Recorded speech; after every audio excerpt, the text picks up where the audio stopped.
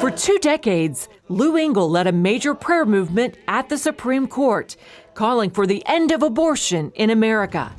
In June, those prayers were answered.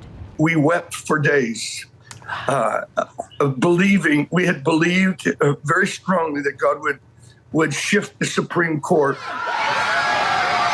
So when we heard it, it's like I've heard great leaders say, it's the greatest miracle we've ever seen. We have just seen a parting of the Red Sea.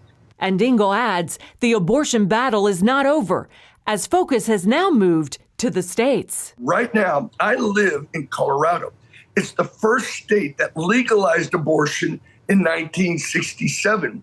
Our governor just passed and signed a bill legalizing the killing of babies up to the moment of birth, with no restrictions. So we now are gathering a company of people. We're actually trying to gather all of Colorado, and we want to call all 50 states, representatives from 50 states, to a great communion gathering at the World Arena in Colorado Springs on October 8th. The event will be held at the base of Pikes Peak, highlighting the power of the blood through taking communion. We want to invite people to come 7 hours to seek God, to pray for the states, that God would now raise up this prayer.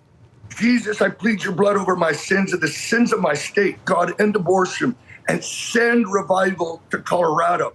We're calling it the Great Communion Revival. Lou, talk a little bit about the importance of taking communion. What is it about communion that the Lord is highlighting right now? Wherever I go, it's amazing. People are taking communion every day. It is the way we touch his body and his blood. I'm not calling it literal body and blood, but there is an impartation of his life, that we are getting reports of healing taking place in taking communion. Mental challenges, being healed. I believe that God is giving us a last days revival where the centrality of the focus of the church will not be just evangelism, prayer movements, church growth, church planting, but the Lamb at the center of the throne. Engle says it's time to go from Roe to revival. That's why we're doing it under the shadow of Pikes Peak, America's mountain. We're believing something of a veil will be ripped, just when like Jesus, when he said, Father, forgive them, and shed his blood.